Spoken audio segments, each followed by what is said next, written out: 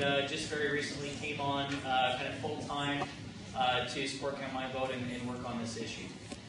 So I'm excited to be here, and I just want to be clear that whether you oppose us or support us or aren't sure, thank you for being here. We appreciate that.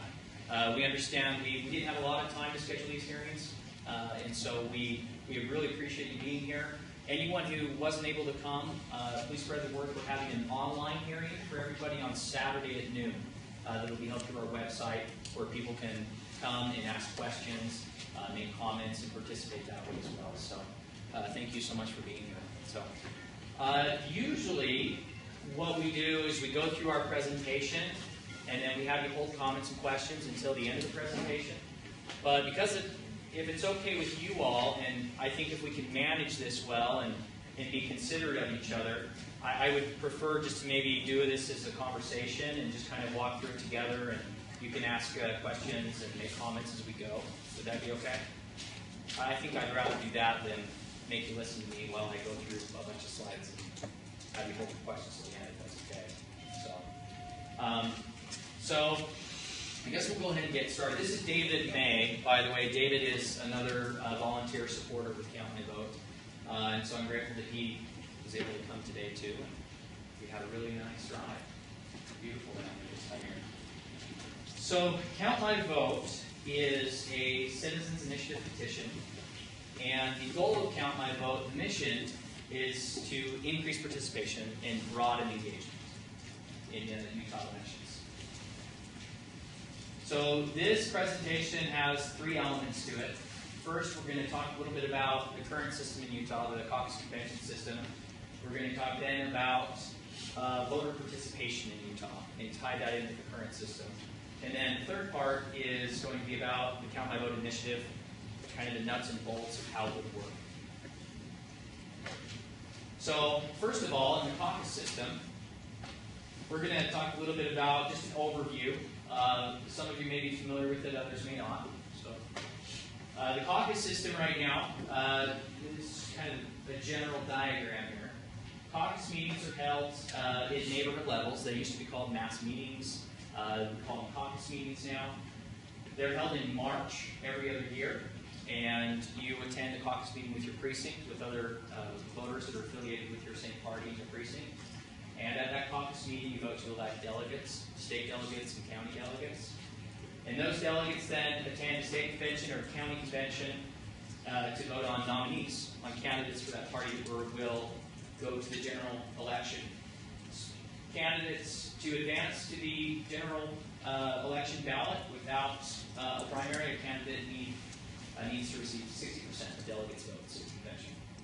So, in other words, in order for a candidate to force a primary election, they need to obtain 40% of delegate votes at that convention. So some of the benefits of the caucus convention system, and I can speak to these. I actually really like the caucus convention system in a lot of ways. And there are some definite positives of the system. And I'm familiar with those. I'm a Republican Party state delegate myself, so I've been involved in the caucus system and in the conventions, and there's some great things about it. So I don't come to Count My Vote as a caucus hater. I've been involved in that process, and I recognize there's a lot of great elements in the caucus system. And so these are some of the benefits, the claimed benefits, and we'll talk a little bit about why we don't believe that they're actually as advantageous as some think. But those who are proponents of the caucus system talk a lot about the direct contact between candidates and the delegates, kind of this intimate interview process. That's one of the advantages. Another is that these delegates are elected by their neighbors, by people they know. Another is that the caucus convention system prevents what we call flyover counties, I guess in a statewide or federal election race, that the delegates actually would give more influence to rural Utah. Or outside the Wasatch Front. Another potential advantage is that the caucus system, because of that interview process, it allows the parties to maintain better control over their platform and over their candidates, and make sure those candidates hold to that platform. And then another claim benefit caucus system is that it limits the influence of money in elections. So, go ahead, David. And so we believe, actually, that in theory, the caucus system is fantastic. And 100 years ago, 75 years ago, this system worked really, really well. And again, I've seen some very positive elements of the caucus system. However, in practice, there are some real issues, we believe, with the caucus system, and we have data to support those concerns.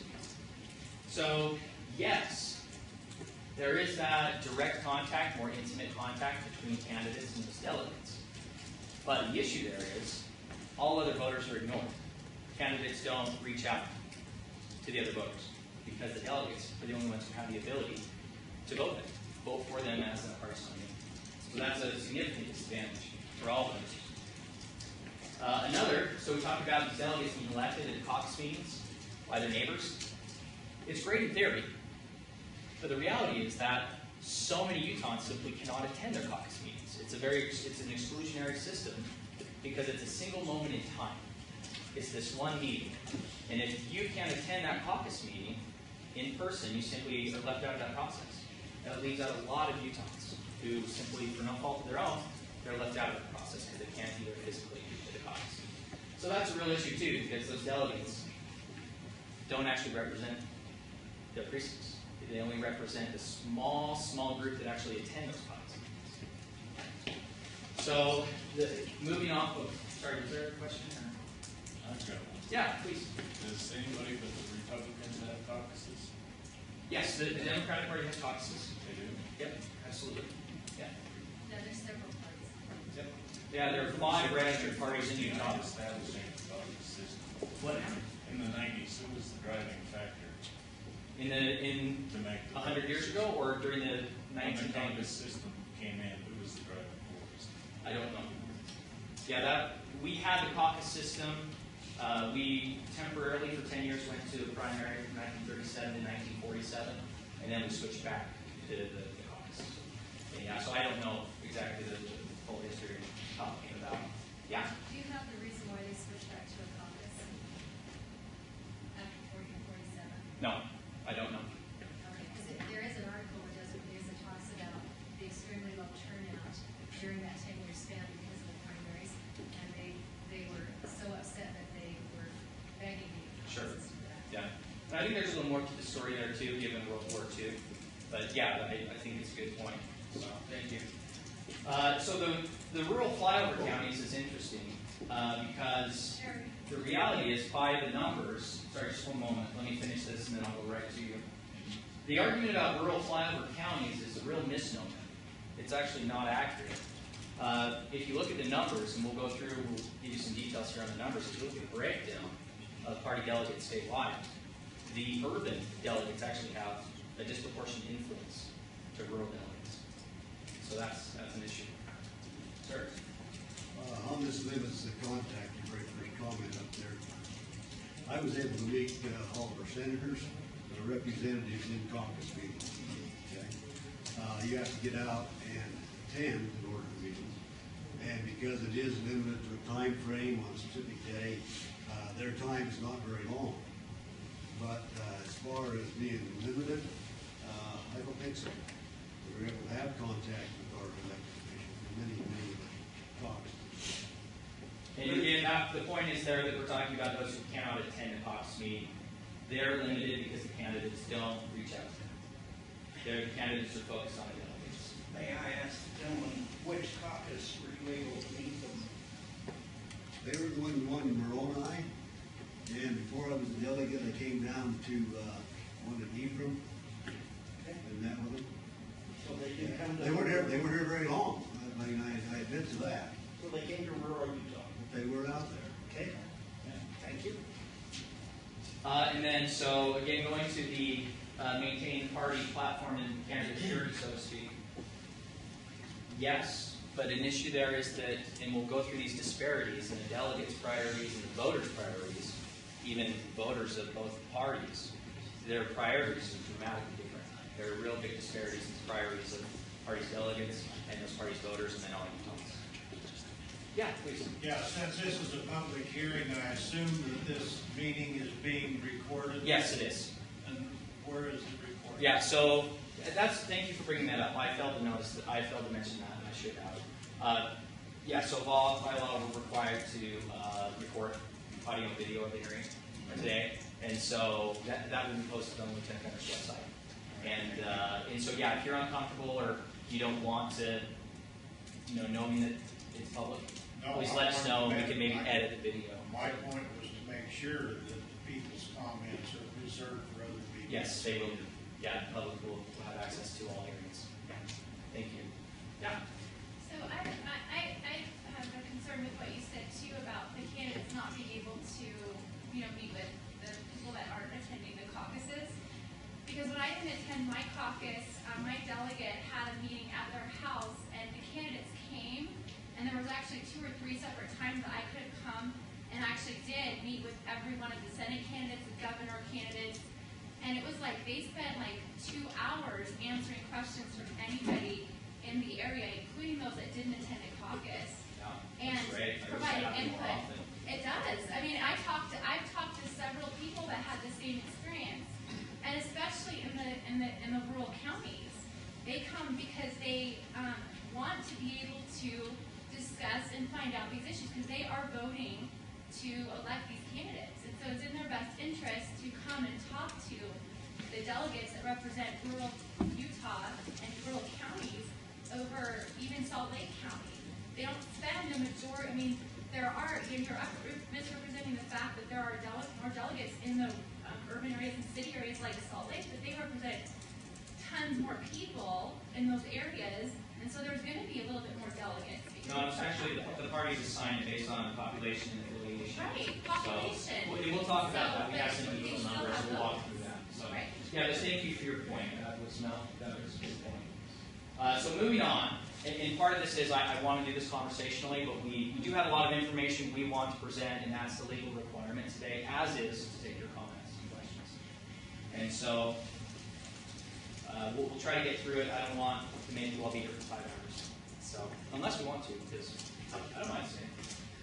And then the final point is the notion that caucuses limit the influence of money in elections. And we'll talk about this. We have some information, just some basic numbers to show that there's a lot of money being spent in caucuses. And it actually gives money perhaps even more influence than it should. Okay, so going to that first point about community contact. So we have this small group of individuals, and we're talking about statewide candidates and national candidates. These party delegates consist of 0.2% of Utah's population. Republican state delegates constitute 0.6 of all Utah Republicans. And so you have a very, very small handful of individuals that have complete control over the nomination process for their parties. And so, again, that limits the interaction of candidates to the voters of that party. So the reality is, and being a state delegate, I can speak to this, I receive hundreds of mailings. I receive invitations to all kinds of different events and dinners and lunches and things of that nature. But my neighbors receive none because they weren't a delegate. So how many of your neighbors did you visit with after those meetings? Everyone who wanted to meet with me. So we're not speaking to my efficacy as a delegate, I think, right? My point is that I know as a delegate I received a lot of information, and the voters in my precinct did not, because the candidates are trying to get my vote, not their vote, and that's the point. I understand that, but to me it feels like this is a misrepresentation, because if someone's elected, I'm a state delegate too, okay? And I know that to be able to get to be a state delegate, I had to go out and I had to talk with my constituents, and I had to find out what they wanted and what they didn't want, and I had to find out the voice of the people, okay? Because I was elected to be that delegate, and I had to ask people come to the caucus so that I can represent you. Yeah. And they did. So when you say that the people aren't being represented, that's just a lot of bunk. Okay. It's not. And I disagree, but that's a good point, and that's fine. We'll disagree. So when I I talked to those candidates that called me, that sent me information and stuff, I went back to those people in my community. In fact, I went almost door to door in my community, and I talked to them candidates on what they stood for and what they were doing. And then I asked my constituents, who would you have me vote for? Yeah, that's great. Thank you.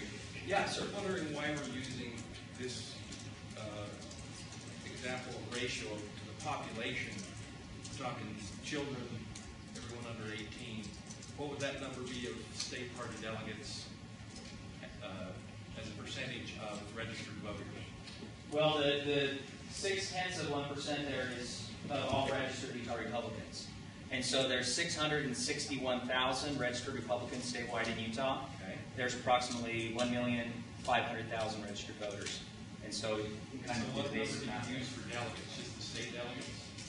Yeah, that's the state delegates. There's another 20,000 delegates counted. Right, the county delegates. Yeah. I do have a question. Yeah. So I'm going to have to leave early too. But what worries me a little bit is the fact that are the political parties, are they private or public institutions? They're private. Private institutions. Right. So basically you're saying that we should let the government determine how these private institutions determine how they vet their candidates.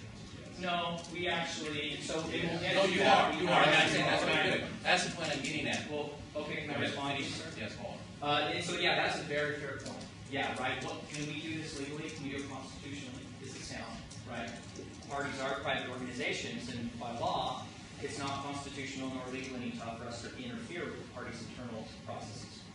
And so, however, the state controls the ballot, the primary election ballot, and the general election ballot, and the state controls the access to it. And so we've submitted a comprehensive constitutional memo on this exact issue that's on our website that you can look at. And I'll hit this later on in the presentation, but with that memo that was submitted to the Lieutenant Governor was a letter signed by 15 former presidents of the Utah State Bar that all said that this is clearly constitutional and legal for Utah to implement this. So that's... But the point is, because I read the thing, and basically your premise is because the state pays for the primary election, thus they can control who's going to be in. But you got a problem with that because the state pays for a lot of things that are private, public type items. For example, the tour to Utah. Sure. And And the I'm state not pays an hundreds of attorney. thousands of dollars for that thing, and yet the state's not going to go in and say, no, we don't want people from Germany to be in that tour. Sure. So, I mean, it's kind of a weak argument to say it would pass or not. But my bigger concern is, should we be having the state government tell the private parties how to pick their candidates? That being said, the private parties need to do a better job at reaching out and allowing more people the opportunity to participate. And those are things we need to look at. I think there's been members of the party who have been too just straight down the line, we're not going to allow it. No, we need to see what we can do to let that person who's at the emergency room who can't come a way to express their opinion. And we're working on those things, and that's something we need to do. And so I guess that's a factor we need to look at, is the fact that, again, I'm a firm believer in letting the individual parties determine who they want to represent. Thank you. Yep. And again, that constitutional memo with the letters is on our website for anyone who'd like to view that. So, okay, so let's move on, David, if we can to the next one. So I want to talk a little bit about the attendance at these caucus meetings. The caucus meetings we know, and that's a really good point, right? And I hope, I know the Central Committee meeting is meeting either on the 26th or perhaps the 2nd to vote on an absentee measure potentially for caucus meetings, and that would be fantastic. I think that'd be great. And so a plus for what you're saying is it's good that the plus of what you're doing is the fact that now we're looking at and saying, look, what are some things we can do to improve that system? Which we should be doing. Well, no problem with that. I agree we should be doing. Yes. Okay. So let's talk a little bit about attendance at the caucus meeting. It is exclusionary because anyone who can't be physically present is left out. Is that you said a little bit on that. Is that can or won't be present? Yeah. So I'm talking about Utahns who, at no fault of their own. We're talking about 65% of those in the healthcare industry who are getting on shift or off shift at caucus time. Those who are in the military, those who are living or serving away from home. Utahns who can't leave their children. Folks who simply, at no fault of their own, cannot be there. They're excluded, right? Okay. And so in the caucus meetings, I'm sorry, go ahead. Unlike today, they were excluded today. Well, Those no. same people. Yeah, they are. I mean, They are. It's a fact of life. Yeah, it's a fair point, and so the background information there, in fairness, is that we we have these public hearings throughout the state. We're having 7 of them. We're trying to do our best to have them in the evenings and during the middle of the day at lunchtime. And I certainly know that it's not as convenient as it could possibly be. The reality is we couldn't schedule hearings until we had a fiscal note from the LG's office. We got word on Friday that it would be out on Tuesday. And so on Friday we published our notices. And we're doing the best we can to accommodate everyone. We want as much feedback as we can. And anybody who can't be here in person can join the online hearing on Saturday. How do and you participate. think it's possible for a person from Gunnison at their job to drive all the way to Ephraim for a noon meeting and be back when they have to be on their lunch hours? Certainly an issue, and they can join the online hearing Saturday. Because the nice thing about the caucus, it's in your neighborhood, so you usually don't have to drive very far. Certainly. I wish you, And and it's hopefully you'll one be able to day participate every in 2 caucuses years, online and you too. can plan ahead for it. This was a 48-hour notice, No, it was a 3-day notice. It was a 72-hour Yeah. notice, I apologize. But the caucuses are in March every other year. Somebody who, Sure. for no fault of their own, Right. usually And works during so that time. I and appreciate takes that time off. criticism. I appreciate that criticism. Thank you for that. I think we need to move on. And thank you. It's a fair point, duly noted. So again, talking about the caucus meeting, just to compare some turnouts in Utah elections, and we're not talking general elections, I'm talking primary elections and municipal elections here. If you see, the caucuses are by far and away the system that Utahns are least likely to participate in. Even last year, with last year's record turnout, it's still only measured up to less than 11% of all registered voters. And that's a much smaller number than Utahns will participate in municipal elections. Taylor? Yeah. I just wanted to make a comment on that. because Sure. I went home and did my numbers, Sure. and I decided to do some homework. Yeah. And in Davis County, in this last primary, 2013. And I will say, you were in Logan yesterday, so thank you for making the drive. Yeah, to come so, to second. well, I did the homework, and in Davis County, we have over 315,000 people that live there, Yeah. and only 16,000 voted in the primary, so our whole In which county- primary? 2013, the one that just happened. The municipal primary? One that Okay. just happened. Uh-huh. So only 0.525% of the county was even represented at the polls. But the difference is And- everybody Well, let me has the finish. ability to Let me participate. finish. At our That's the caucuses, difference. at So, our caucuses, we had a 23% turnout. So we actually had more people engaged in the political process at the caucus than we did at the primary. sure, and some counties did better than others, but Utah- again, we're looking at a turnout here, and again, still caucuses are by far the system which Utah participated in the least. So let's move on to it. So this is interesting because I think this is important here in Ephraim. The notion that a primary election would create flyover counties in Utah, it's a complete misnomer. Because we're only talking about potentially statewide races, where the idea is, some have claimed that if the direct primary were to be implemented, that candidates would focus all their time and energy in urban areas, because that's where most of the voters are. Well, the reality is, if you're a statewide candidate in the Republican Party, and you're trying to secure that nomination, 72% of Republican Party state delegates live in urban areas. Only 28% of them live in rural areas. And so, a GOP candidate needs to secure 60% of delegates' votes. The direct primary doesn't change anything in proportional to rural or urban.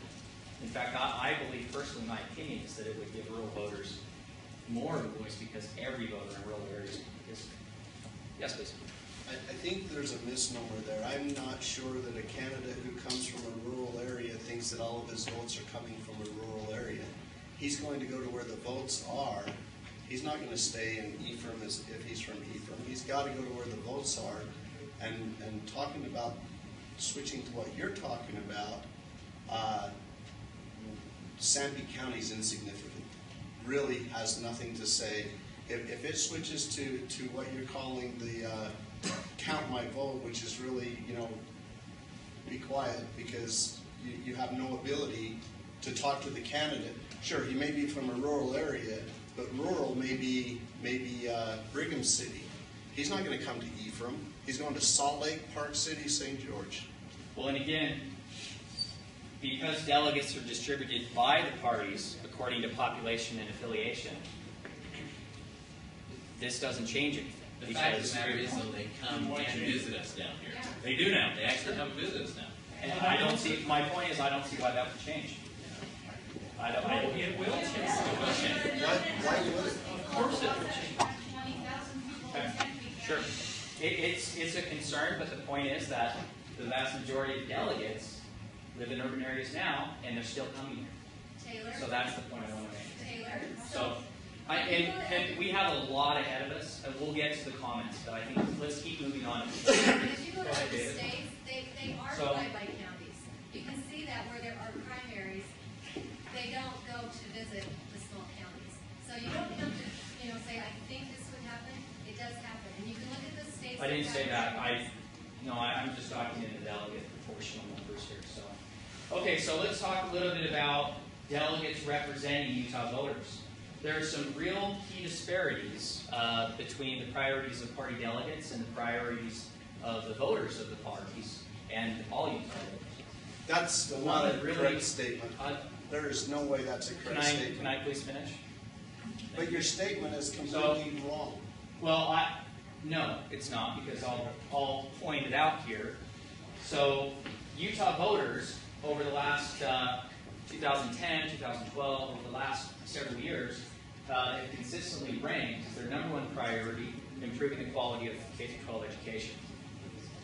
In 2010, But it says all Utah Republican- voters. I'm a Utah voter. It says all It- Utah voters agree that it's priority number one. I'm a Utah voter. That statement is incorrect. If I don't believe that it's priority number one Okay. as a Utah voter. thank you. that statement's correct. Again, the source information here, we're talking about, It says all Utah voters agree. right, all Utah voters is defined by the surveys I'm referencing. And Okay, if you have any question. questions about the metrics, you can refer to the Utah Foundation Research Report that's listed here. I do have a question though. How come you don't show the Democrat candidates? I bet you their group, why don't you have the numbers of how they felt towards education? They're part of the caucus system.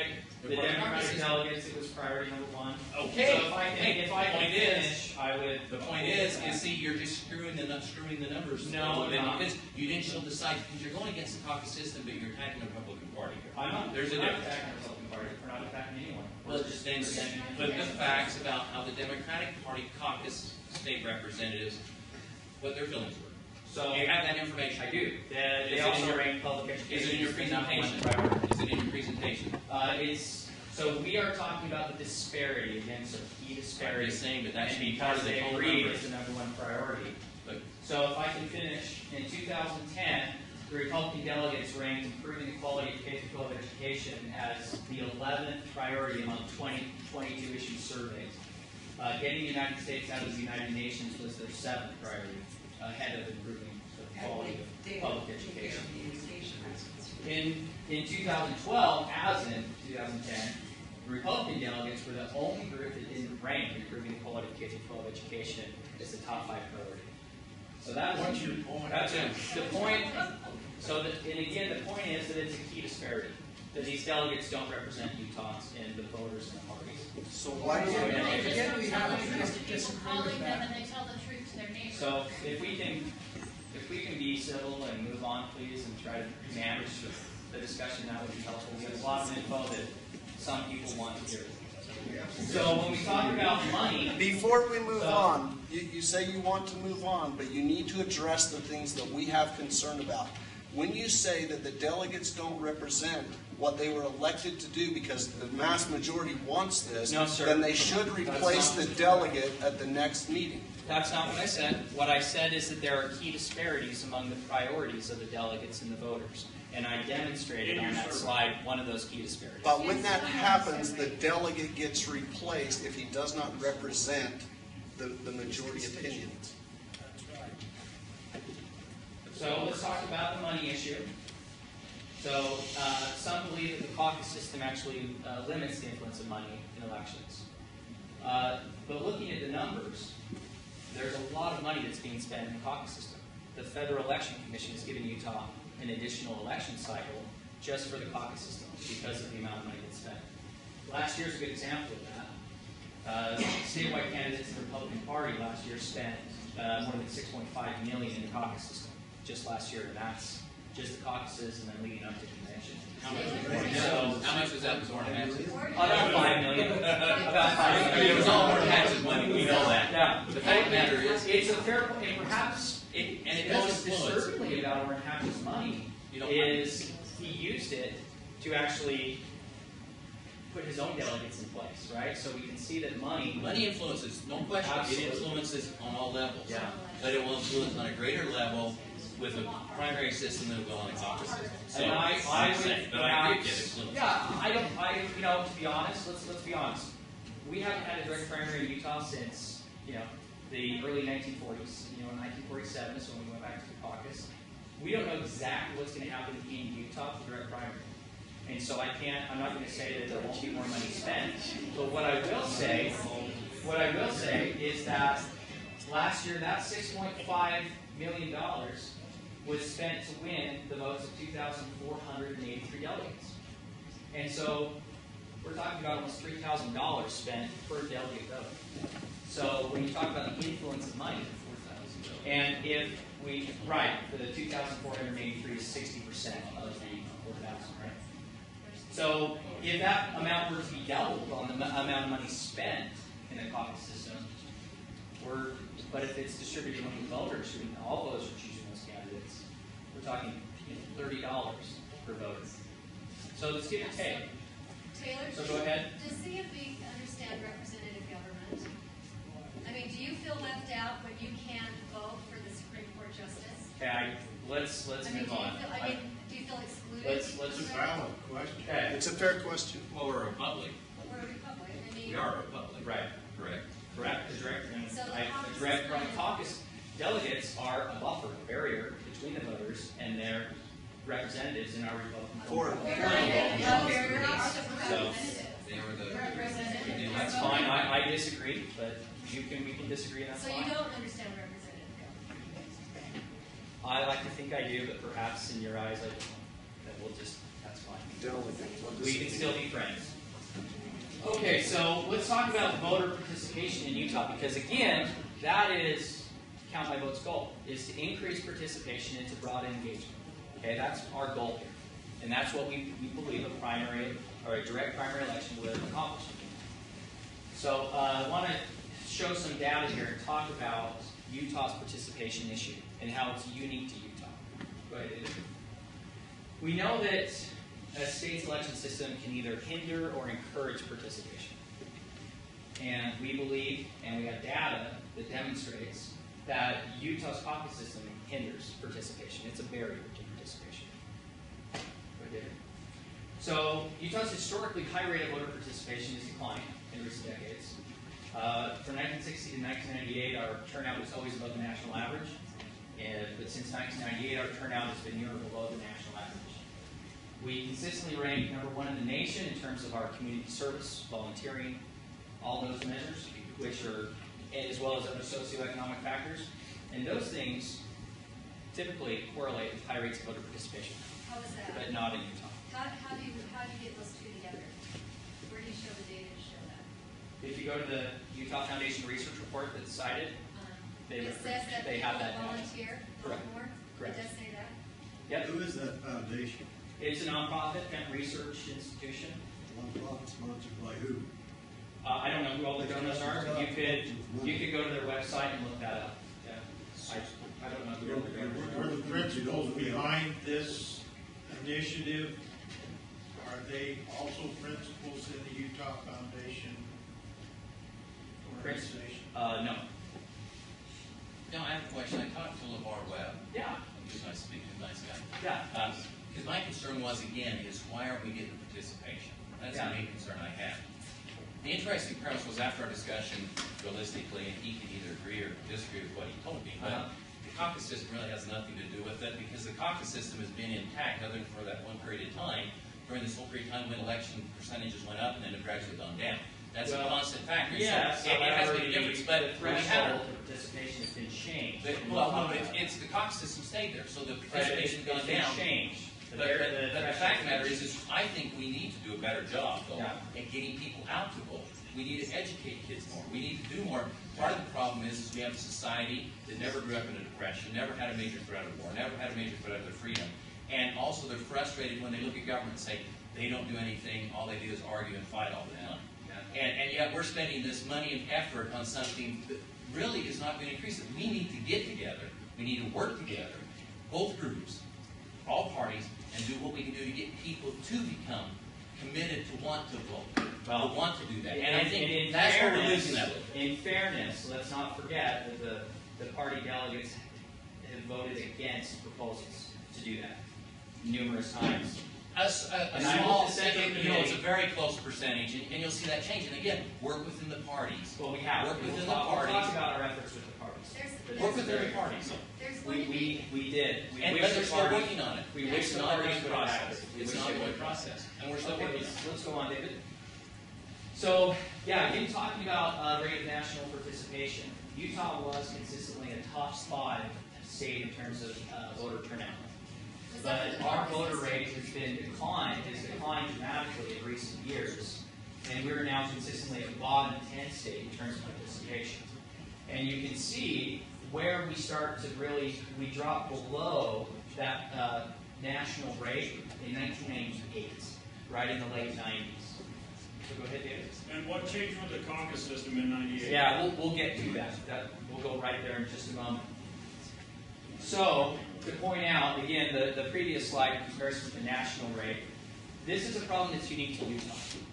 Okay, we have seen national voter participation decline over time too, but Utah's participation relative to the national rate is declining relative to that. So this is a Utah problem. It's unique to Utah. And because of that, the reason why this is happening and the solution is also unique to Utah. Let's go ahead, David. Taylor, I wanted to. So in fairness, this is your second hearing, and if we could please move through and let everybody have a chance to hear it. Okay. So when we talk about potential answers to Utah's voter participation, Utah Data Points and Adam Brown, political scientist at BYU, he did really interesting some studies on this to try to see what is the answer, why is this unique to Utah. He looked at, is it happening because we're a young state? We're the youngest state in the nation. And, he did some pretty thorough analysis and concluded that it's not that because we've always been a very young state. That hasn't changed over time. Is it because we're a one-party state? Do voters feel that it just doesn't matter because we have non-competitive elections and the Republicans just going to win in some districts and the Democrats always going to win in other districts? And it's an issue, however, there's a lot of other one-party states that have much higher rates of participation. 38 states have state government entirely controlled by one party right now. And again, Utah's participation is declining relative to all those states. So there's something else going on here. We believe that the caucus system is the real thing about one thing about Utah that is really very unique, and we're an outlier in our caucus system in a few ways that we'll talk about as we go through this. But Utah limited the participation in its caucus system during the 1990s. It changed the threshold. Who was it limited to, by the way? I'm sorry, what? What was the limit put on the caucus system? Was it just limited to registered Republicans? So let's actually go to the next slide. And so this is this period. So the threshold was changed. So originally in 1947, when we went back from a direct primary to the caucus system again, it was an 80% threshold. Meaning, as a candidate for a party primary, I would only need 20% of delegates votes to force a primary. And that was changed in '69 to 70%. And then it was changed in the 90s, and then in 1999, all parties had a 60% threshold. What that means is that we have essentially a system where candidates have to reach over 40% of delegates' votes to force a primary. And that's unique because that's the highest barrier to candidates in the country, substantially so. That's not And necessarily then- the case here locally. Here in Sanford County, it's still 7. Right, and there, yeah, that's a very good point. There are differences in the parties and how the party, all the different county conventions are. There's some different issues there. And so we're talking about things on a statewide level for the state and federal Count races. Michael doesn't care about So, the counties then. that is a great talking point for a flyer. Well, does Yeah, right it? there. I mean, you're going to change So- that process. So just upping the thresholds instead of changing the whole system would work then? We wanted, yeah, that was originally the goal, but the party voted against doing that in May. And again, we gotta clarify some things, because, the fact of the matter is it was a small difference between that passing or not passing, a very small percentage, okay? And so that was a fair well, point, this is because what the I'm getting at. majority of delegates supported the reform. But very, very little bit. I mean, it was almost a 50-50 split. Yeah. Now, the fact of the matter is, again, private institutions should work within their institution, the people should work within that, then to get people in there to be the ones who then represent and change that vote. Personally, I don't care if it was 66, I don't care if it was 70. It really doesn't matter. I'm on the state executive committee, okay? Just so you know, I don't care that. There are some up there who, yes, I disagree with them because they're so stubborn, we don't want anybody else in. But it's still a private institution that people should get involved to change that. And you will see things change over time, they always do. They go up and down, because if the party doesn't react to the people, in time it will diminish their power, okay? And so that's something you look at. The thing that concerns me is with your approach, what could happen, which I think would be a terrible travesty, is if you try to use the premise of saying, well, the reason the government can control it is because they pay for the primary election. And maybe that's Now, not let the me finish premise. this. That's Let me not the finish this. premise. That's part of the premise. And so thus, That's very the small. party comes and says, now, well, okay, our threshold is 51%, we'll never have the primary. That'd be a horrible thing to do. Be a horrible thing to do, but you could force that to take place. And that'd be a terrible thing to do. But they have the right to do that, because that would eliminate your whole premise to be able to do anything. Let me give a little insight as to why that vote happened. It was because your organization literally held a gun to the head of the Republican Party and told them, if you don't do this, we're going to pour millions of dollars into an initiative campaign. And a lot of the delegates at that convention and at the state committee said, we will not make a decision on this based on you guys holding a gun to our head to do it. Sure, yeah, that's, And you come to that committee and said, here are our concerns. Had you had your own slate of delegates, and they came in as a way to influence the party very well may have accepted that 70% vote. Yeah. But because of the way you guys brought that to the party said, we will not be blackmailed, and they rejected you. Yeah. And so the question is, was you really sincere in that, or was that just your first, because you really just want to do away with the whole system? and yeah, And that concerns I me. wasn't with Count My Vote at that I just want to time. say, that concerns me. Yeah, I think that's a fair point. Yeah, and you probably know better than I. Because I'm one of them who's working to actually raise that threshold. I think we should. I would like to, and I want to open some plays up so people can participate who can't go during those. This information wasn't presented before that vote, though. This information was not presented, it's presented now. Well, we're saying, this is why we're going to change it, because you didn't vote for it. Some of us came here to hear this presentation, not listen to you people all gang up on him. Be a little bit more mature and let the man speak his piece. I came here to learn, and so far, I'm learning I don't like the caucus system. I don't like what I see, and I don't like the idiots the caucus system put into Congress. The last 2 weeks has been no blessing on the caucus system. I second the motion. But the fact of the matter is on Lee, and Bridgewater, though, real quick, Bridgewater was the more moderate. Bridgewater had the greatest percent of the votes from the delegates, and Lee had less, but the people in the primary picked Lee. So keep that in perspective. The caucus actually picked Bridgewater. And would they have picked Bennett again if Bennett had been allowed to run? I don't know. Okay, let's move on. Please give the man a chance, that's all I'm saying. So, But I think we also need to have some questions answered. I don't think we need 40 to 1 in a presentation. This is a public hearing. This isn't a presentation as much as public But hearing. if we can't get through the presentation, then we're not doing what we need to do. So, again, moving on. So when we talk about the caucus system being a barrier to participation, it's a barrier in the following 5 ways.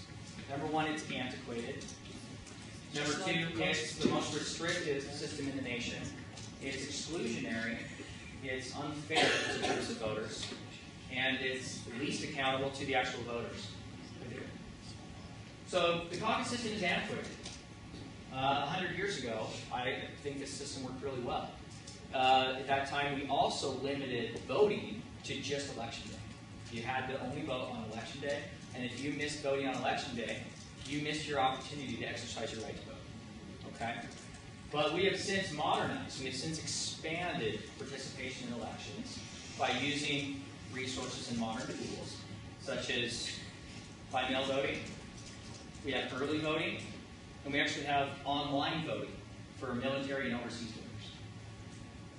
And so the caucus system, again, right now the caucus system has no mechanism in place to allow anyone to participate who is not physically present at their caucus meeting. That's a single moment in time. It's an antiquated notion, and we believe that's a barrier. Okay, let's go actually next year. Okay, so Utah's caucus system is the most restrictive system in the nation to candidates. Again, that 40% requirement for a candidate to meet to actually force a primary election ballot is the highest in the nation. The closest is 30%, and then there's a couple states with 20% and 15%. And so the 40% threshold is extremely, it's a real barrier to candidates because it's such a big lift to force that primary. So, actually move on, David. Oh, sorry, actually go back a little bit. I think this is important. This last point is really important. We're the only state in the country, we're a real outlier in this sense. We're the only state in the country that has given political parties the power to totally prevent the primary election for statewide and for national candidates.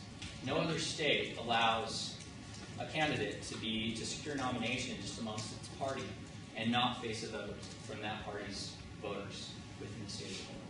No other state has that. Okay. So I mentioned this a little bit before, but the caucus system excludes a lot of Utahns who are working, who can't have family obligations, who are overseas, and so forth. The reality is that right now these folks have no way to participate in the caucus system. Go ahead, David. The caucus system it's just unfair to certain groups of voters. Women in Utah are much better than men in terms of participating in elections. Women always vote at higher rates than men in elections. However, when it comes to the caucus system, women are dramatically underrepresented in the ranks of both parties. 25% of the Republican Party delegates are women, and 43% of Democratic Democratic Party delegates are women. So there's a gap, a big gap in both parties between the women, the rate of the vote among the women in that party, and their role or influence as delegates in that party. We believe that's an issue. And young voters is an issue. I wish we had classes today. Perhaps we'd have more students here. But this is an issue near and dear to my heart. Young voters get a bad rap. Young voters don't vote like they should. Young voters in Utah account for about 15% of all votes cast in elections. But that's pretty great compared to their representation as delegates. Only 2% of delegates in both parties are young voters between the age of 18 and 24. We believe that is a problem. Go ahead, David. So, as we talk about some of the... When you go after the women, it's so disingenuous because women, did you look at the demographics of our state and how many children we have? And we have a culture that encourages women to be home with their children. So is there anything wrong with a woman deciding, I don't want to be a delegate because I don't have the time away from my family to vet the candidates? I mean, you're giving women this bad image of, oh, they're being picked on. In my precinct, all the delegates are women. The precinct chair and the precinct I don't know why women aren't delegates. All we know is that they vote more than men, but they're dramatically underrepresented as delegates. So you need to know how many are running and how many get elected. That would be the correct data. And I would like, that'd be great if we could have... How many women are at caucus? I don't know, in our caucus, women were very well represented, and they voted for whoever they wanted to send. Yeah, that's great. So, okay, so we talked about the ways, we've talked about voter participation as an issue in Utah. We've talked about ways that the caucus system is a barrier to participation. And so now I want to talk about the nuts and bolts of our proposal, the direct primary election that our initiative would implement. And I think this is really important, and we've hit on this quite a bit. Count My Vote, the organizers behind Count My Vote have been working on this issue diligently for the last few years. And they approached the state legislature with this issue and wanted to work with the legislators and the legislature to see if they could affect change that way. And the legislature refused to act. They weren't willing to take up this issue. And understandably so, is they're accountable to those delegates. And so it's understandable they wouldn't want to deal with that policy issue. Then the organizers went to the political parties in Utah, both major parties, and worked with those parties over a long period of time to try to adjust the threshold, to expand participation.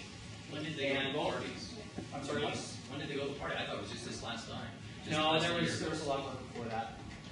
A lot of work with Thomas Wright and all the organizers. So, yeah. So, through that process, just this spring, in May of this year, the Republican Party voted against proposals to expand participation. And they also tabled a proposal to merely study ways to increase participation. The Democratic Party delegates, there was a proposal put forth to actually replace the Democratic Party caucus system with a direct primary.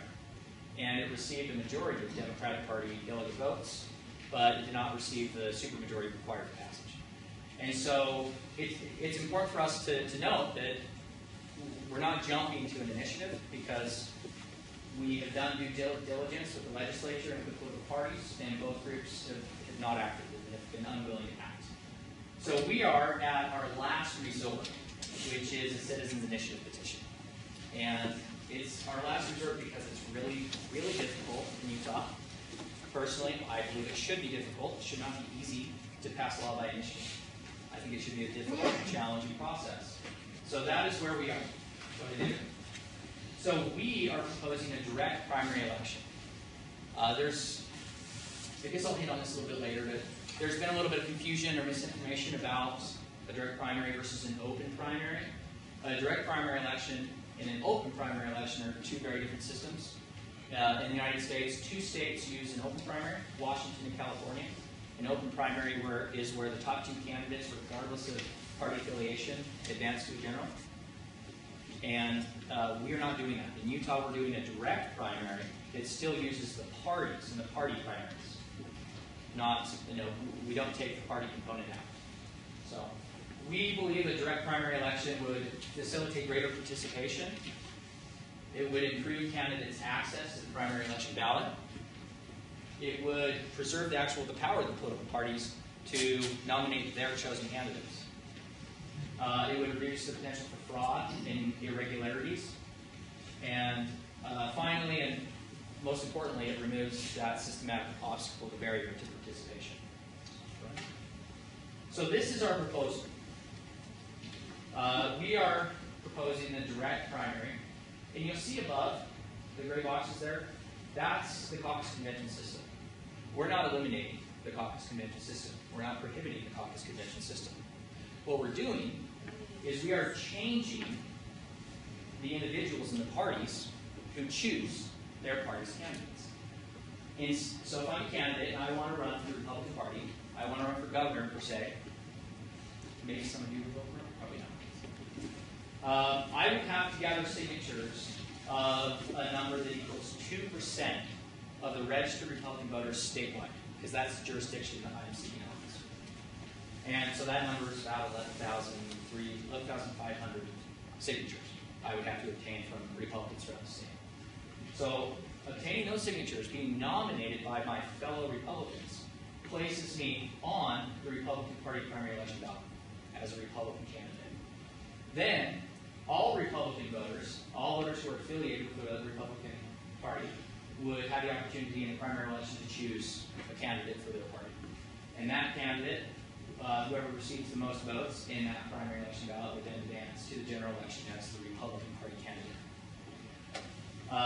The 2% number is, the intent behind the 2% number is to create essentially a seriousness test, right? It's to prevent non-serious candidates from getting on a primary ballot, but 2% is also low enough.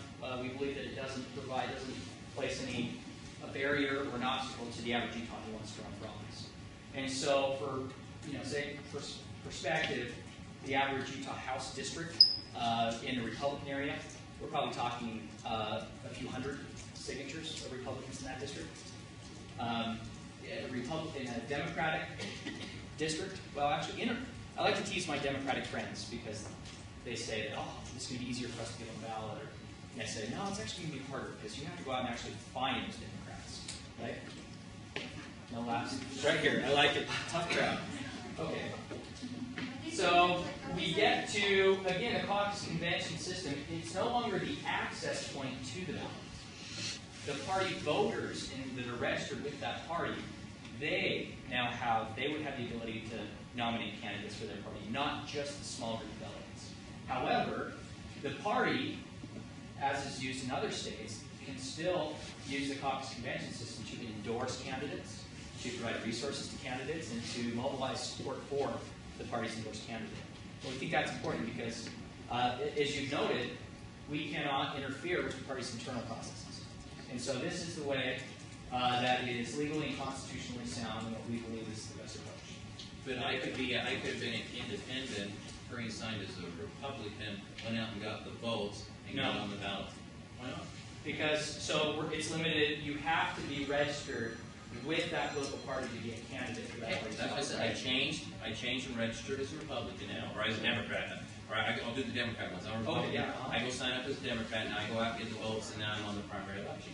As a Democrat? Okay.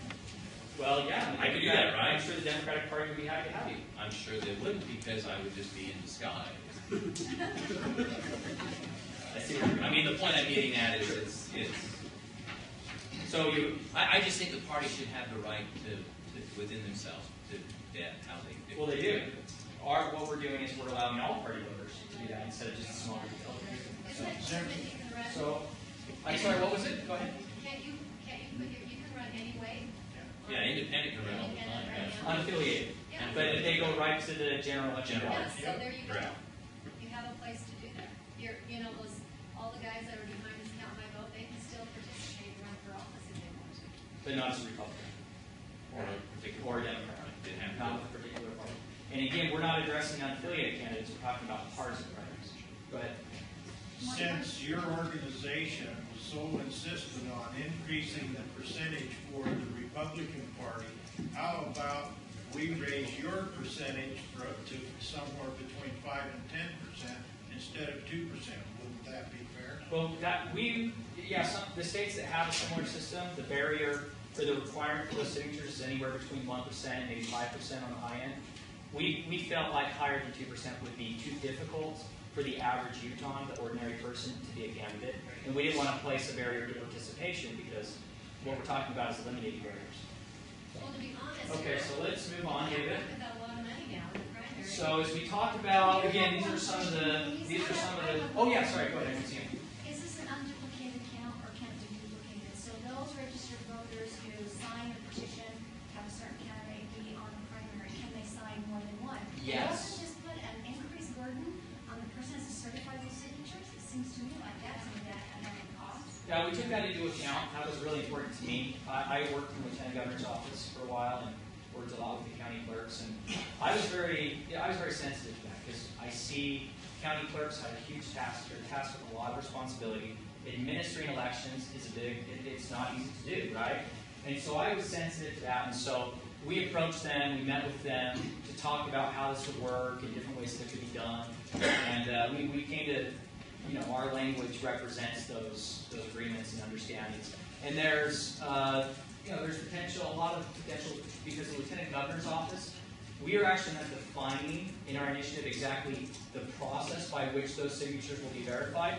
We actually are tasking the Lieutenant Governor in his office with creating and implementing that process. And so I think newly minted Lieutenant Governor Spencer Cox will do a great job with that. We have confidence in his ability to define that process and implement it statewide. So who pays for that? So, The that, yes, and we'll talk about that. Yeah. A rough estimate in Sanpete County would be over $1 million to change from the caucus to. No, that's not accurate. That's not what the Governor's Office of Management and Budget said. So that's not accurate. Okay, so. There's a question over here. Oh, yeah. Yes, please, sir. You talked about the cost for the caucus system. But if you do direct primaries, I mean, they're very expensive. Any election is very expensive, so we're pushing that expense on the taxpayers. No, the taxpayers already pay for partisan primaries in Utah. And so there is a fiscal estimate attached with our initiative that we'll get to, and we'll talk about that. So, yeah. But taxpayers already pay for primaries in Utah. No, they're just saying with caucus system, we may minimize the number of primaries. Yes, and I so believe thus that's have to save money. Correct, and I believe that's not a good thing, but others disagree, I know. And there is a cost associated with administering primary elections. There is, and that's our fiscal estimate. Yeah, we'll talk about it. All right, Dave, let's go on. These are we stuck? Okay, let's see. These are kind of more nuts and bolts things. I think we talked a lot about these things. We're not changing any aspects of the law in terms of actually qualifying and meeting the constitutional and statutory requirements for any office or jurisdiction. Those things all stay in effect. We're simply, changing the way that parties become nominated and a candidate for their party. But all other elements remain. In addition, it was brought up the unaffiliated candidates right now have the ability to gather signatures to advance directly to the general election ballot. So do the unaffiliated, do they have to gather signatures now to be on the general ballot? Correct, yeah. What percent's that? I believe the number is 1,000 signatures to get on a statewide ballot. And on the office, probably. Yeah, to be honest, I'm not familiar with exactly what those numbers are per county, but I know statewide it's 1,000 signatures. So, yeah. Go ahead, Dave. Talked about the 2%. So this is an interesting figure here. And I apologize if the source isn't here. It should be there. This is, again, the Utah Foundation report that was published in 2011 on the caucus system. And so we refer to it on the other slide. That's where the data comes from. So we talk about the signatures. We talk about the threshold, 11,500 signatures for a statewide Republican Party candidate. A Democratic Party statewide candidate were about 3,000 signatures. So it's not too onerous for a serious candidate running for that office, we believe. So we believe it's a good fit. Okay, we talked about not eliminating or prohibiting the caucus convention system. We talked about their ability to endorse people. If our convention system, we talked a little bit about the threshold, right? The 40%, 50%, 20%. Utah's is at 40%. It's the highest barrier to candidates in the country. And if that barrier was 20%, for example, then we would have had at least 5 more primary elections since 2002.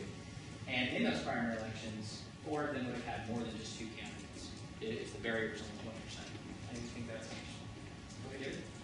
And so then going back on to our constitutional memo and our letter that was sent with that memo to the Lieutenant Governor's office, these 15 former presidents of Utah State Bar, bipartisan Republicans, Democrats, all agreed that this proposal is constitutionally sound and that it's legal and that Utah would be acting well within its right constitutionally to implement this. And so that's on our website, full memo, and I encourage you to go to take a look and read that. Our actual language too, the full text of our legal language is on our website and it's on the Lieutenant Governor's website for your review. And I'll also, okay, let's go to the next one, Dave. I think this is the last one, right? Everybody's excited? I think this is important here because I'm a big believer in transparency and disclosure. We are a registered Utah Political Issues Committee. The name of that political issues committee is Alliance for Good Government. That name was kind of one of those silly, political names. But it was created a couple years ago when the Count My Vote name hadn't yet been developed, right?